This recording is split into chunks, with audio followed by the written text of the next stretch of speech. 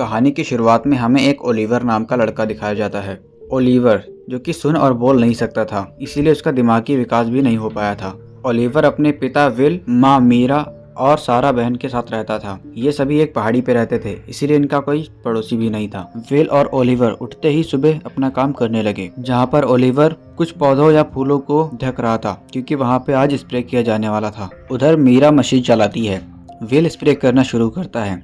Will spray करते करते उसे थोड़ी मस्ती सूझती है, इसीलिए वो ओलिवर के साथ मस्ती करने लगता है। ये देख के उसकी बहन मीरा भी काफी खुश होती है। स्प्रे करने के बाद ओलिवर उन सबके सामने ही अपने कपड़े उतार के नहाने लगा। इसका मतलब था कि उसका दिमागी विकास बहुत ही कम हुआ था। उसके बाद उधर माँ बेटी दोनों खाना तैयार करने लगती हैं। मीरा को किताबें पढ़ना और अपने भाई को पढ़ाना काफी पसंद था, इसीलिए वो उसे खाली समय में पढ़ाया करती थी। ये लोग एक पहाड़ी पर रहा करते थे, इसीलिए अपनी जरूरत का सामान शहर से मंगवा लिया करते थे, जहाँ पे मीरा हमेशा ही अपने लिए किताबें मंगवाती थी, जबकि ओलिवर अपने लिए खेल कूद की चीजें ही मंगवाता था। आज उसने एक दूरबीन मंगवाई थी, जिसके साथ वो खेलने लगता है। अगले दिन अचानक से ही काफी तेज बारिश होने लगती है, इसीलिए ओलिवर और मीरा कपड़े उतारने लगते हैं।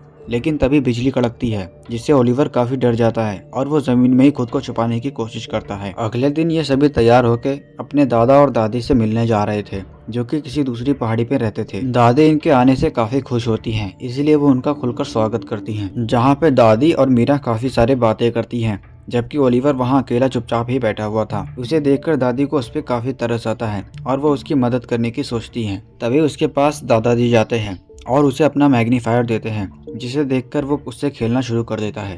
रात को जब सभी सो रहे होते हैं, तभी अचानक से बारिश होने लगती है और बिजली कड़कने लगती है। जैसा कि मैंने बताया कि ओलिवर को बिजली कड़कने से डर लगता था, इसीलिए वो मीरा के साथ सोना चाहता था, लेकिन मीरा उसे दूसरे बेड पे सोने को कहती है। अगले दिन ये सभी घर आ जाते हैं। एक दिन ओलिवर की माँ कुछ कर रही थी, तभी उन्हें दिल का दौरा पड़ जाता है। मीरा उन्हें संभालती है। इधर ओलिवर और उसके पिता विल इलेक्ट्रिक फेंस लगा रहे होते हैं। एक दिन ओलिवर ऐसे ही बैठा एक पाइप की मदद से कुछ देख रहा होता है, तभी उसकी नजर मीरा पर पड़ती है और वो साला गर्म हो जाता है। ओलिवर उसके पास आता है और उसका म्यूजिक बॉक्स उठा के एक पानी से भरी जगह पे फेंक देता है, जिससे वो उसे काफी गुस्सा करती है और एक चांटा भी कस देती है। शाम को ओलिवर उसके पास आता है और उसे मनाने के लिए उसकी गोदी में सर रख देता है। उसके बाद वो वहीं पे सो जाता है। भले ही ओलिवर का दिमाग विकसित नहीं हुआ था, लेकिन फिर भी वो काफी मेहनती था, इसीलिए जब उसके पास कुछ करने को नहीं होता तो वो जानवरों को परेशान करना शुरू कर देता था। ओलिवर के पिता जब विल उसे देखते हैं ऐसा करते हुए, तो वो उसे बिना मतलब के काम ही दे देते हैं। एक दिन मीरा और ओलिवर घास काटने वाली आरी से घास काट रहे होते हैं, जबकि उसके पिता विल एक मशीन से घास काट रहे होते हैं। उसके बाद विल थोड़ी देर आराम करने लगते हैं, तभी ओलिवर वो मशीन चलाने लगता है, लेकिन रास्ते में ही वो मशीन बंद हो जाती है।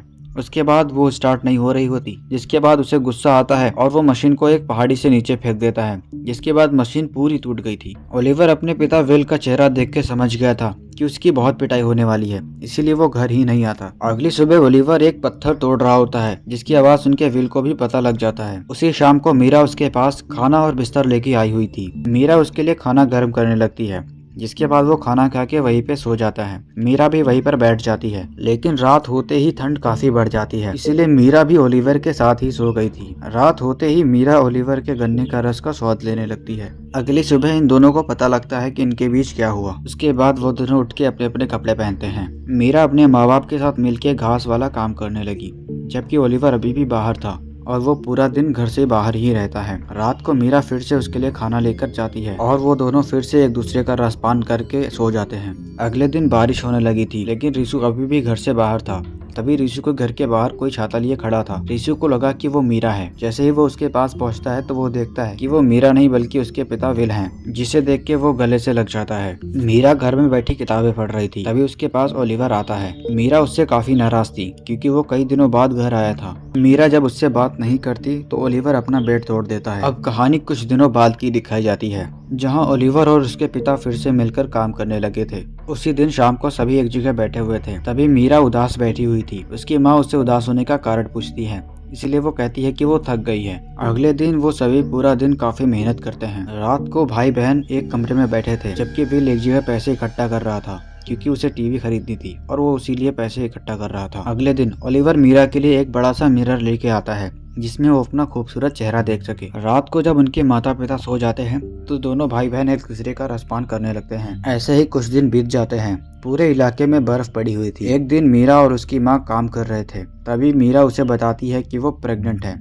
ओलिवर का बच्चा उसके पेट में है। ये सुन के वो तो ज्यादा ओवर रिएक्ट नहीं करती, लेकिन अब ये बात उसके पिता को भी बतानी थी, क्योंकि वही उसका अबॉर्शन करवा सकता था। उसी रात ओलिवर की माँ ओलिवर के पिता को सारा कुछ बता देती है, जिससे वो इतना ज्यादा गुस्सा होता है कि वो साला अपनी बंदूक निकाल लेता है। वो अपनी दोनों बच्चों को मार देना चाहता था। ओलिवर की माँ उसे ऐसा करने से रोकती है, लेकिन वो बात सुनने को तैयार ही नहीं था।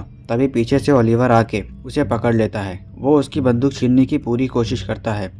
तभी गोली चल जाती है, जिसमें ओलिवर के पिता मारे जाते हैं। अपने पति को मरता देखकर ओलिवर की माँ को भी बर्दाश्त नहीं होता। उन्हें पहले से ही दिल की बीमारी थी, इसीलिए वो भी मर जाती हैं। अपने माँ बाप को मरता देखकर मीरा और ओलिवर दोनों ही काफी उदास होते हैं। उसके अगले ही दिन दोनों ने अपने माता पिता के फ्यूनरल की तैयारी कर ली। उसके बाद ओलिवर बाहर जाकर कब्र बनाने लगा। दोनों भाई बहन सारे रीति रिवाज करके दोनों को दफन कर देते हैं। उसके बाद वो दोनों पति और पत्नी की तरह रहने लगे। यहीं पे ये कहानी ख़त्म हो जाती है। अगर आपको ऐसी ही मसालेदार मूवीज़ पसंद हैं तो प्लीज़ हमारे चैनल को सब्सक्राइब कर लें।